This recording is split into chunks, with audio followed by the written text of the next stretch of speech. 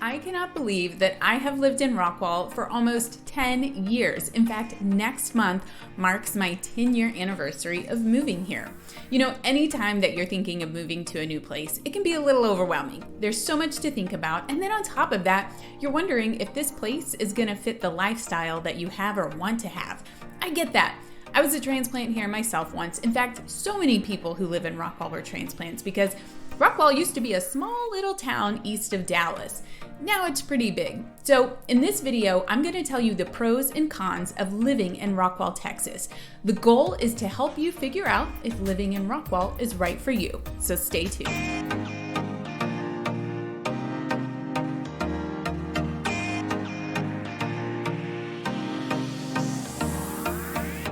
This is Jennifer Shannon with the Patty Turner Group right here in Rockwall, Texas. If this is your first time to the channel, this is where you come for all you want to know about living in Rockwall. The good, the bad, the pros, and the cons. I'm making those videos for you. So be sure to tap that subscribe button and click the little bell so you get notified whenever we do a new video. We are getting calls from people just like you who are moving here and relocating from other places, and we absolutely love it. If you're thinking about moving here or anywhere around the Rockwall area like Fate, Royce City, Rowlett, Forney, we've got you covered. Just give a call or a text or even send me an email so we can start helping you out right away. All right, so in this video, we're going to talk about the pros and the cons of living in Rockwall, and I'm really gonna break it down. I'll start with the pros and then we'll get to the cons, and I'm not going to sugarcoat it. This is not going to be like one of those interviews where you take a con and then you try and turn it into something positive like, my biggest flaw is that I care too much. No, I really do care, and that's why I'm making those videos. But onto the real stuff. And be sure to stick around to the end because you want to know all of these things if you're considering a move here to Rockwall. So to start, the good stuff. 1, we have great schools. I've been thrilled that my kiddo has been able to be a part of this school district and has had a great education. Most of the teachers that she's had have even had their master's degree. The principal makes an effort to know his students, and they're all about making school fun. They want the kids to have so much fun that they start the school drop-off with a hit. I mean, literally, music is playing on really big speakers. We can all hear it. It helps start the day off great and with a lot of energy. We have 16 elementary schools in Rockwall Independent School District, 3 middle schools, 2 high schools, and a college and career academy that focuses on STEM programming, along with career clusters that allow students to explore options and get some professional certifications. Pretty cool. The total student enrollment for the district is 16,859 kids, and we have 1,041 full-time teachers. Ratings were not taken these last 2 years for the state of Texas, but the last report from 2019 shows that we have an overall A rating with a score of 91. So number 2, our location with Lake Ray Hubbard stretching through the county is pretty great. Lake Ray Hubbard is a recreational lake where there's plenty of boating, sailing, water sports, and fishing. Most of the lake is surrounded by residential properties, so there are only a few areas where you can publicly access the lake. If you're looking for a sand beach to enjoy the lake, you're actually not going to find it unless you live in one community, Chandler's Landing. Residents of Chandler's get to enjoy a private sand beach that's about the size of a tennis court. And the neighborhoods that either have direct access to the lake or have a lake access point next to it are the aforementioned Chandler's Landing, where there's a marina, Harbor Bay Marina that's next to Lakeside Village, just on the north side of 30. Heath Golf and Yacht, which is in Heath on the south side, it does not have a marina or a boat ramp, but it does have boat slips for day parking. So if you're spending a day on the lake and want to pull in and go up to the restaurant, you can do that. But that feature is only available to homeowners in Heath Golf and Yacht. Number 3, for a population of 44,000 plus, Rockwall actually has a small town feel to it. We have a farmer's market, lots of small local businesses, and you know, the idea of supporting your neighbor just feels good. You'll often run into friends or neighbors at a local restaurant or the grocery store. Then there's number 4, which expands a little on number 3.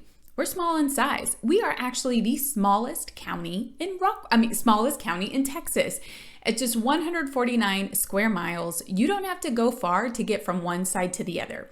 This also means that you can get anywhere you need to go pretty quickly. We have 2 Krogers, 2 Tom Thumbs, 2 Aldi stores, a Target, a Walmart, and a lot more.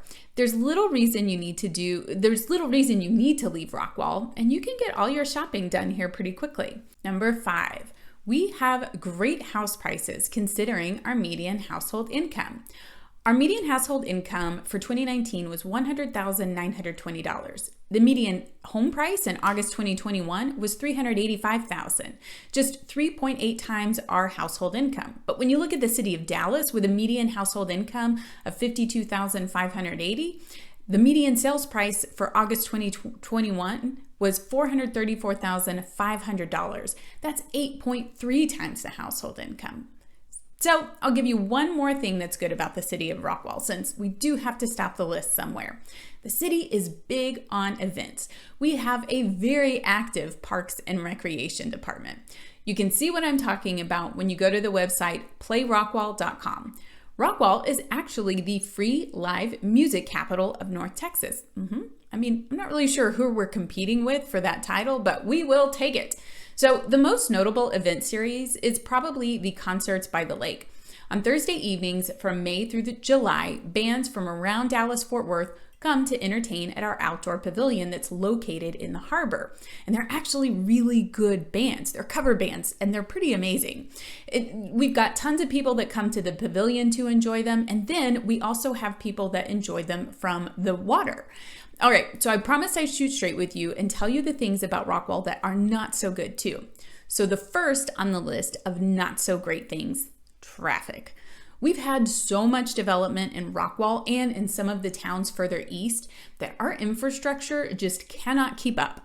So there is a lot of road congestion during peak travel times. And if you get stuck on the Interstate 30 bridge when there's an accident, do not plan on going anywhere anytime soon. Cleaning up accidents on this bridge over Lake Ray Hubbard can take hours, and often all the lanes in one direction are shut down because the bridge is so narrow. They're working on improving this though. Number 2 of the not so good list, road construction. Okay, so this item number 2 could probably be grouped in with traffic, but it does need its own number because there's a lot to explain here. You see, things are about to get tough in Rockwall. The main road that goes through the middle of Rockwall, it's called 205, north to south. Well, that's about to get widened. We need it, but it's going to be painful while it happens. And also while that's happening, Interstate 30, the main road that goes through Rockwall going west to east, well, that's about to get widened as well. So yeah, the 2 biggest roads going every direction in Rockwall are about to be under some sort of heavy construction. And it's not just, let's add a simple turn lane type construction. So this is going to take a while. Number 3, we lack great outdoor walking and scenic trails on the south side of the city. The city's separated by Interstate 30. You have the north code with zip code 75087 and the south side with zip code 75032.